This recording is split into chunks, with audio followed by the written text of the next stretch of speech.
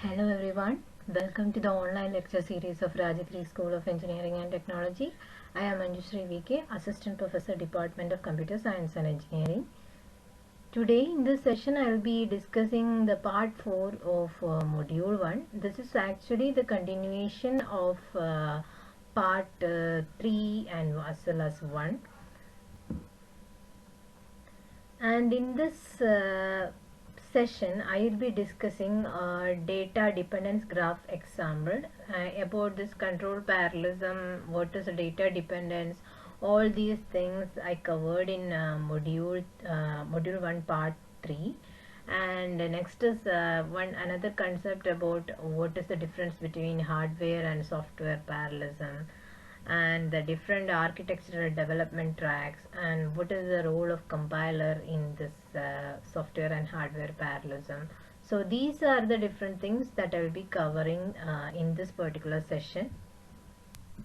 Starting with the first example of data dependence graph, the instructions are given. Totally 4 instruction sets are there: S1, S2, S3, S4. Here we need to identify the different dependence relation that is present in this particular set of instruction, and based on that we need to draw the graph. So here you can see the first one is a load instruction, load of R1 comma A. It is actually loading the contents of A to the register R1, memory location A to the register R1. S2 is actually doing adding of R2, the contents present in R2 and R1, and storing it back to R2. S3 is again a moving operation. It is actually doing movement of the contents that is present in R3 to R1. And again the last instruction S4 is actually storing the contents that are present in R1 to B, the memory location B. Here first of all we need to identify what are the different dependents that are present in between this. Already in the previous part, already I discussed what are the different types of dependence relation, mainly data dependence relation. As the question is for drawing a data dependence graph, here we have to consider only the data dependence. What are the different types of data dependence that are present? One is the flow dependence, otherwise true dependence. Next one is output dependence, and the third one is anti-dependent. So how will you represent these things? If it is a flow dependence, it will be a straight arrow, and if it is an anti-dependence, it will be an arrow with a bar symbol at the tip side, and if it is an output dependence, it will be another arrow with a circle. So these are the different types of dependence relation. And if you want to draw a graph, a dependence graph using this, you have to use the normal nodes and edges. So the nodes will be always the instructions, and the edges will be it is actually showing the dependence between these instructions. Suppose if two instructions are given, 1 and 2. So one is I am going to represent one as like this, and 2 I am going to represent like this. So these are the two different nodes that are present in the graph. And if there is a data dependence relation, that means if there is a true dependence or a flow dependence between these two instructions, that means if the output of this first instruction is using or is giving us the input of the second instruction, then we can represent it using a flow dependence like this. So this indicates that there is a flow dependence between instruction 1 and 2. That's why the arrow is like this. And if it is an anti-dependence, what is anti-dependence? The output of the second instruction is using actually as the input of the first instruction. So if that is the case, there will be an anti-dependence existing between 1 and 2. That will be represented by using an arrow with a bar at the tip side. And the third one is what? It is actually a output dependence. What is output dependence? Both instruction 1 and 2 are writing to the same registers, or they are using the same register in order to write the output. So how will you represent that? Again an arrow. So what is the difference here? So you can use a circle at the tip of the arrow. So these are the different ways by which you can represent the different data dependence in a data dependence graph. So let's check what is the method or how you can draw a graph dependence or a data dependence graph for these 4 instruction set. In this, first of all, you need to identify what are the dependents that are present in this set of instructions. First of all, I am taking S1 and S2. So in the case of S1 and S2, here you can see the R1 is actually the output of instruction S1, and the same R1 is actually using as input of S2. So there exists a flow dependence or true dependence in between S1 and S2. So we identified a true dependence between S1 and S2. Again, I am checking S1 with S3. So if I am checking S1, S3, you can see that load of R1 comma A and move of R1 comma 3. So both are using R1 as what? The same destination register. So there is a output dependence. Output dependence is actually present in between what? S1 as well as S3. So here what is this S1 S2? It is actually flow dependence. So I am representing it using X, and output is representing using OP, and anti-dependence is representing using A. Next, I have to check S1 as well as S4. So when I am checking S1 and S4, you can see that this R1, again R1 is actually the output of instruction 1, and R2 and this same R1 is actually using as the input of S4. So again between S1 and S4, again what is existing? It is again what? Flow dependence. So the combination with S1 is over. So now you can check with what? S2. So next I am taking S2. So I am doing, or I am checking S2 and S3. So if I am checking S2 and S3, you can see that the output of S2, that is R1, that is actually coming as the input of S2. That means S3's output is actually the input of S2. So what is that? It is actually anti-dependence. So there exists an anti-dependence between what? S2 and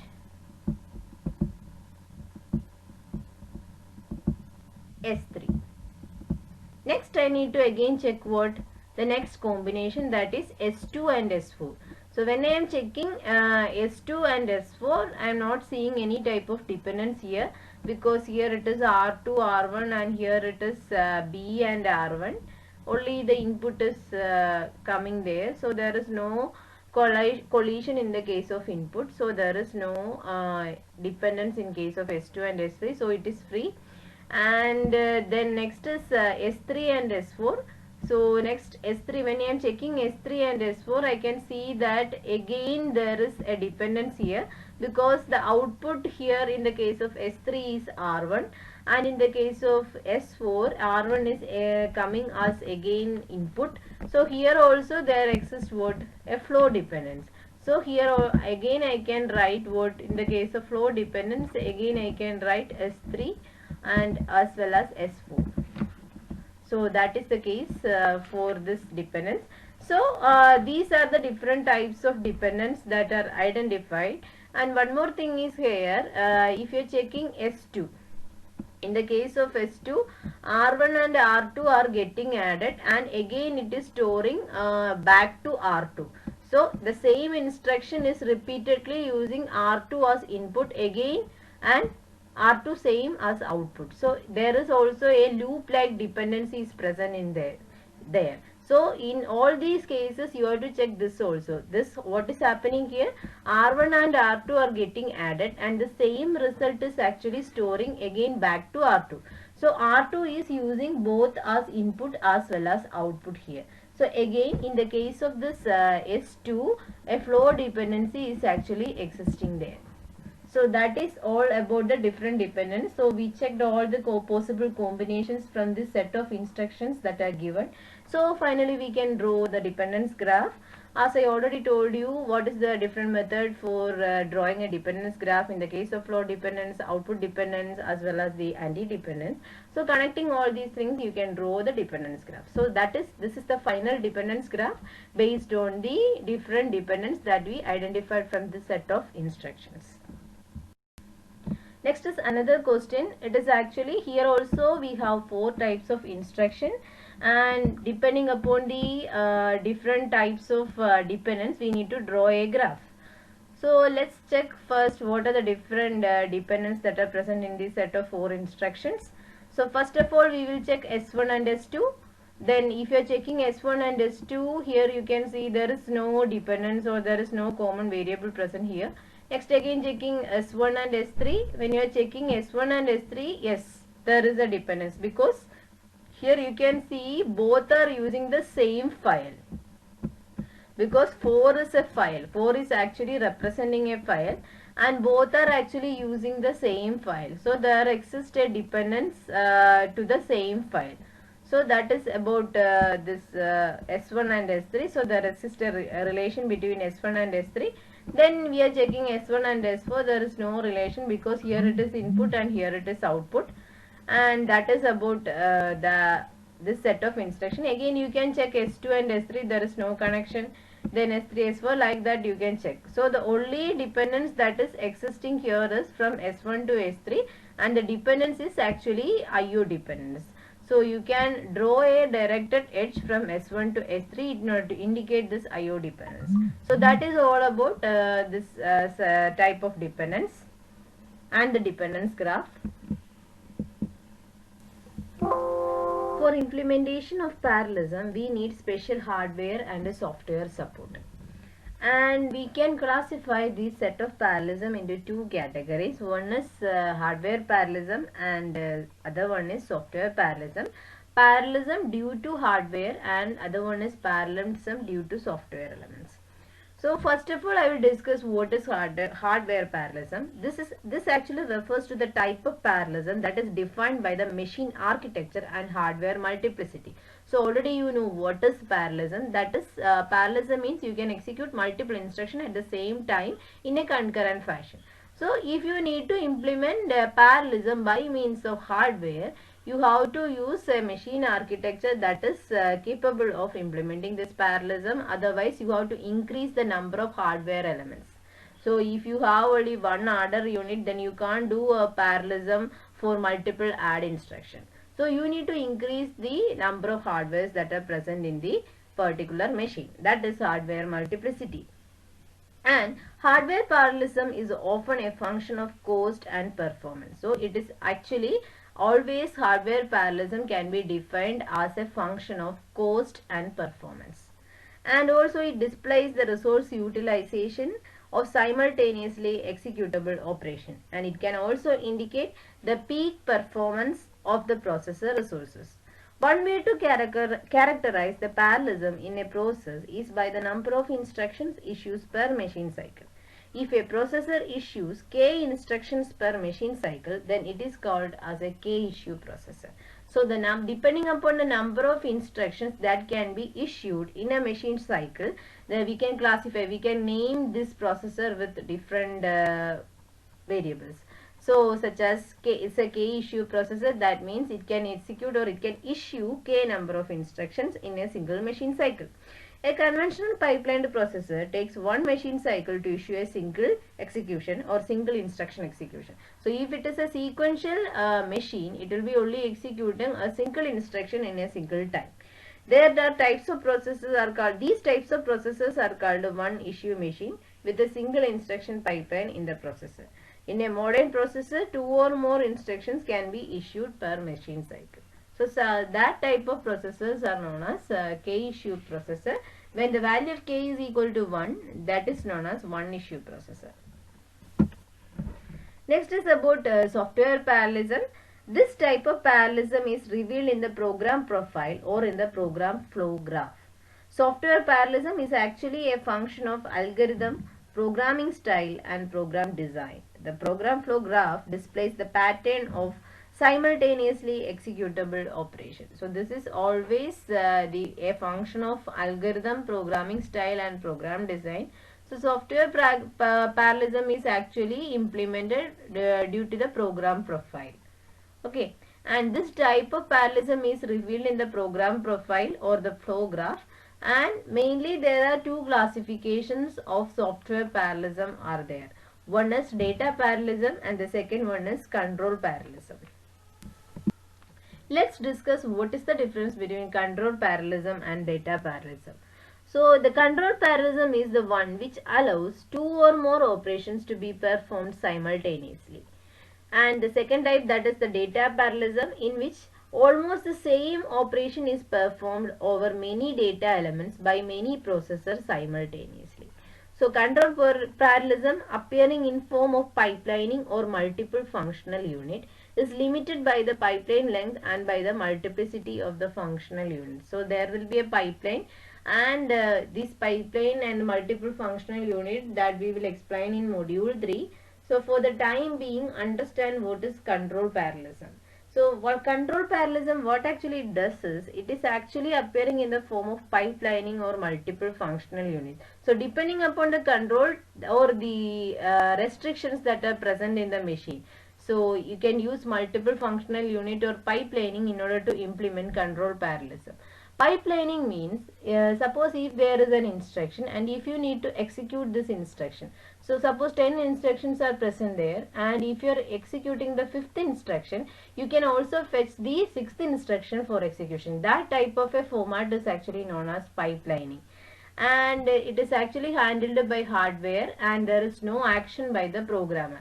So hardware means you can either use pipelining or use multiple functional unit for control parallelism, and there is no role for the programmers. Completely it is depending on the hardware that is present in the machine. Next is data parallelism. It offers the highest potential of concurrency. The data parallelism actually exploits parallelism in proportion to the quantity of data involved. To solve the mismatch problem between software parallelism and hardware parallelism, one approach is to develop compilation support, and the other is through hardware redesign for more efficient exploitation of parallelism. So that is the difference between this control parallelism and data parallelism. In the case of control parallelism, it is actually implemented by means of hardware, that is hardware features such as pipelining or multiple functional units, and there is no role for the programmer. And in the case of data parallelism, multiple data elements will be involved here, and the same operations. That means if you are taking a multiplication operation, you can perform multiplication operation on a matrix. Similarly, you can perform the same multiplication operation on two integer data. Suppose 4 into 2. That is possible. A 2 cross 2 matrix. That is another set of data elements. So that is known as data parallelism, and it is actually offering a highest potential for concurrency, and it is exploits in parallelism in proportion to the quantity of the data involved. So depending upon the amount of data that is available, so the parallelism or the exploitation of this parallelism will vary, and it is actually easy to write and debug than control parallel code. So here the most important thing is, it is the programmer is actually involved in this case, and the coding is also important in data parallelism. That is the main difference between control parallelism and data parallelism. Next is mismatch between hardware parallelism and software parallelism. Consider a program flow graph. Suppose here in this figure you can consider this 2.3a as the program flow graph, and there are 8 instructions. You can see L1, L2, L3, L4. These are actually the different load instructions. So consider these set of instructions. There are 4 loads are present there, and remaining you can see here x1, x2, plus and minus. So totally there are 8 instructions are present, and this x1 and x2, it is actually the multiplication operation. Plus and minus are the normal addition and subtraction operation. So after doing the loading operation in cycle 1, in cycle 2 these contents get multiplied, and in cycle 3 the results are getting added. So that is actually doing in this case. And you can see here the parallelism is actually varying from 4 to 2 in 3 cycles. That means initially it was 4 and then it is changing. That means at the same time 4 operations are performing here, and later it is actually decreasing to 2. And totally you can see here are total 8 instructions are there, and you are performing the entire operation using 3 cycles. So totally the average software parallelism. So parallelism is mainly what? It is actually the total number of instructions that you can simultaneously execute. So in the first cycle you are using 4 operation. In the second cycle you are using 2 operation, and in the third cycle you are using again 2 operation. So total 8 operations you are getting completed within 3 cycles. So 8 by 3 is the total so average software parallelism, and the value is 2.67, and this is actually implemented by means of the code that is present in your or the particular program that you are developing. So depending upon this flow graph, if you are creating or if you are typing a program, then you will get this type of or this much software parallelism there. Next is the hardware parallelism. The same set of 8 instructions you are there, and here I am assuming that you have a 2 issue processor, and which can execute one memory access and one arithmetic operation like add, subtract, multiply, etc. Memory operations are load or write. So only I have a 2 issue processor. So at a time I can only, it is a 2 issue processor. What is a 2 issue processor?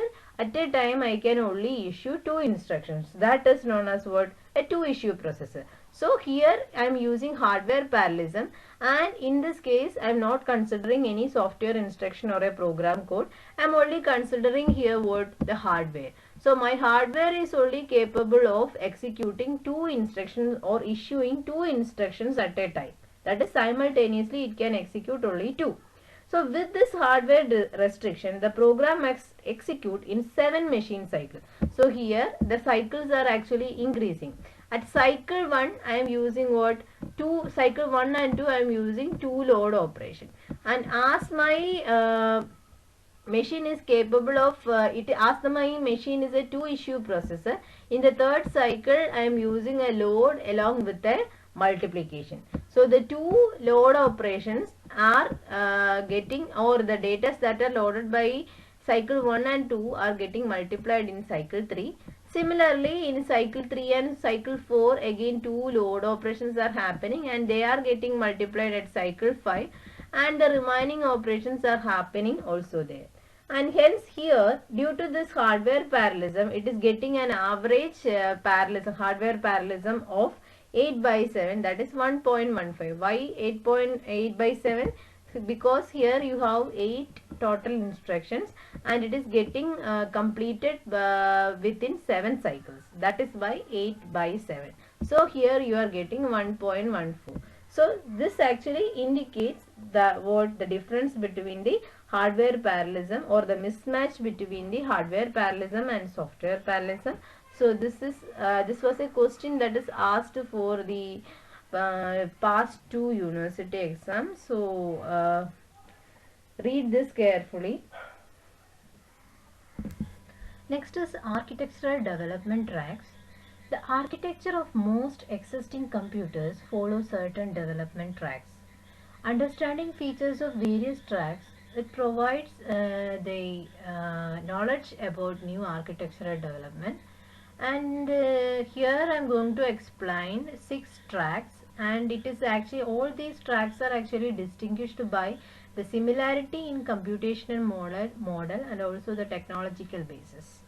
The first one is multiple processor tracks, and generally if I am speaking about multiple processor system, it can be a shared memory multiprocessor or a distributed memory multi-computer. So already I discussed about this shared memory and distributed memory multi-computer and multiprocessor in the previous sessions. Hope you checked those sessions.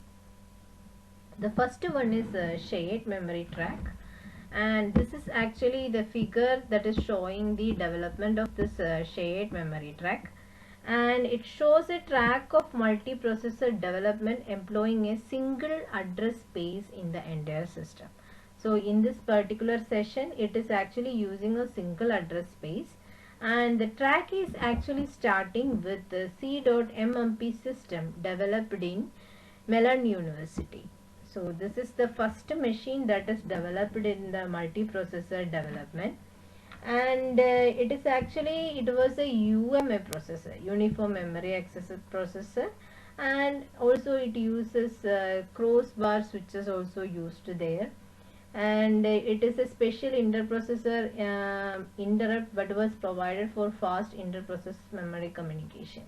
And the crossbar switch is it is an interstage connection network. It is used mainly for interprocess communication, and this was the first one in the case of this shared memory track. From that, NYU, it is an ultra computer project. It is also that is one that is came in 1983 after the C.MMP, and it is also developed with a single address space. And also here, instead of the crossbar switch, it used multi-stage network as a system interconnect. What is the system interconnect? It is mainly used for interconnection or data transfer. And this the major achievement is in the SEDA project, wherein parallel computers and performance benchmarking experiments. So that is another involvement, that is the SEDAR. And another one is the Stafford Dash. Was a NUMA multiprocessor with distributed memories forming a global address space. That is about Dash, and it is actually using cache coherence. And another one is the KSR model. It is actually using COMA, COMA, cache only memory access. Then another one is there, Fujitsu. It is also a processor system with crossbar interconnect, and these things are also there in the coming sessions. And under the NYU there is IBM, and as well as this BBN Butterfly network also there. So these are some multi-stage network with a different interstage connection. So that is all about the shared memory track. Next is the message passing track. It is actually starting with Cosmic Cube, and after that then comes the N-Cube, Intel IPCs, and Mosaic, and these are all medium grained hypercube computers. And the N-Cube 2 also assumed a hypercube configuration. That is the main thing about this particular message passing track. It is actually using a message passing network. It is actually coming under the multi-computer configuration. And the Intel system, it is using Paragon. This is actually a supercomputer system. And another one is there, Mosaic C. Mosaic is also there. MIT J machine. These things we have to learn in the last module. These about this Intel Paragon, Mosaic, MIT J machine. These are some topics that we will discuss in detail in module 6. Next is about multi-vector and SIMD tracks. So first one is multi-vector track. These are actually traditional vector supercomputers. The CDC 7600, it is the first vector dual processor system. Two subtracks were derived from this 7600, the Cray and the Japanese supercomputers. So it is given here, Cray and the Japanese supercomputer is there. And it is actually following a register to register architecture. And also Cray 1 pioneered the multi-vector development in 1978, and the Cray or MPP was a massively parallel system with a distributed shared memory, and to work as a back-end accelerated engine compatible with the Cray YMP series. And the other subtracks used memory to memory architecture in building vector supercomputer, and also CDC Cyber 205, and it's a successor of ETA 10, and it is actually a different supercomputer architecture. And these are all the important things about multi-vector track. Next is the SIMD track. The first one was ELIAC 4, pioneered the construction of SIMD computers. Although the array processor concept can be tracked back far earlier to 1960s. The subtrack consisting of the Goodyear MPP, then the AMT bar DAP 610, that is also here, and the TMC CM2, where all these are all the SIMD machines built with bit slice programming elements. The CM5, that is a synchronized MIMD machine executing in a multiple SIMD mode. The other subtract corresponding to medium grained SIMD computers. And the BSP, it is actually a shared memory SIMD machine. And GF11, it is also here. It is developed at the IBM Watson laboratory, and it is actually used for scientific simulation research use. Another one is there, MS PAR MP1. It's the only medium grained SIMD computer to achieve production use in the time period. So that is about SIMD track. Next one is the multi-threaded track and the data flow track. In the case of multi-threaded track, we know the conventional von Neumann machine in which each processor is executing in a single context, and a multi-threaded architecture, each processors are actually executing multiple contexts at the same time. The term multi-threading actually implies that there are multiple threads of context in each processor. So multi-threading offers an effective mechanism for hiding long latency in building large-scale multiprocessor, and is today a mature technology. So as shown in this particular figure, you can see the first machine is actually CDC 6600.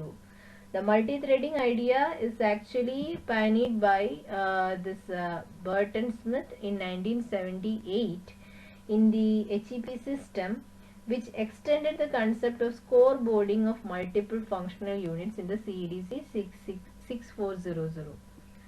And subsequent multi-threaded multiprocessor projects were the Terra Computer, MIT Alive, and all these are different examples of this multi-threaded architecture.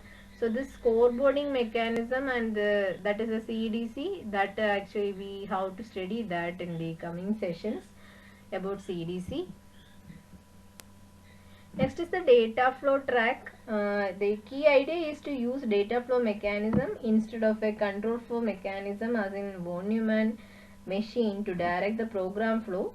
So here it is using fine grain instruction level parallelism, and also the data flow concept is actually pioneered by the Jack Dennis with a static architecture. So here you can see the static architecture by Dennis. And the concept later inspired the development of dynamic data flow computers. A series of tagged token architecture is also there and is developed by MIT. We'll describe this this type of architecture, that is the STAR-T prototype. We have to learn in that also in the coming session. Another subtract of dynamic data flow computer is Manchester machine, and it is actually EM5. EM5 is actually evolved from this MIT Manchester machine. So these machines also we need to learn in the coming session. So this is all about the architectural development track. From this part, there is a chance to ask questions related to Bernstein's condition regarding parallelism. You know what is Bernstein's condition? It is actually a set of conditions that must be satisfied by certain set of instructions to execute in a parallel way. Whatever they O1 intersection O2 is equal to 5. So that set of 3 instructions were there. So that is known as Bernstein's condition. So using Bernstein's condition, how you can detect the parallelism that is present? Here you can see set of codes P1, P2, P3, P4, P5. These are the different set of codes. And using this set of codes, you will be able to create or draw a dependence graph. Using the flow dependence, anti-dependence, output dependence, you can draw a graph. So here these 5 instructions are present here, and this is actually the corresponding dependence graph using this set of instructions. And here the solid arrows are actually showing the data dependence, like true dependence or the flow dependence, anti-dependence, output dependence. These are actually shown by using the solid arrows, and the resource dependence like ALU dependence and the other storage dependence are shown by means of this dashed arrows. So if it is possible to draw a dependence graph using the given set of instruction, you will be also able to find out which are the set of pairs of instruction that can be executed in a parallel way. So that is the benefit of the Bernstein condition. And if according to Bernstein condition, there should not be anything common between a set of two instructions. That means if I am taking P1 and P2, if there is an edge that is present between P1 and P2, what is actually it indicating? It is actually indicating that there is something in common between P1 and P2. That's why there is an edge between P1 and P2. If there is no edge between P1 connecting P1 and P2, actually what is indicating that? It is actually indicating we can execute P1 and P2 in a parallel way. So that is the method by we have to use here in order to identify which all pairs of instructions can we take for executing in a parallel way. From this graph, you can see that P1 is connecting with P2, P1 is connecting with P3, P1 is connecting with P4, but P1 is not connecting with P5. That means there is nothing in common, that is the input set, output set, input set and input set, output set, anything, nothing is in common between this P1 and P5. So you can definitely execute P1 and P5 in a parallel way. So how will you represent it? So you can write like this: P1 parallel to P5. This is the way by which you have to write the set of parallel instructions. Similarly, you can find out the others also. Here P5 is actually not connecting to any of the other instructions. So you can write P1 parallel to P5, P2 parallel to P5, P4 parallel to P5, P3 parallel to P5. All these combinations are possible because there is no connecting edge between these pairs of instructions with P5. Okay, that is about detecting which are the parallel executions or which are the parallel instructions that can be executed. That is the method. These are the reference. Thank you.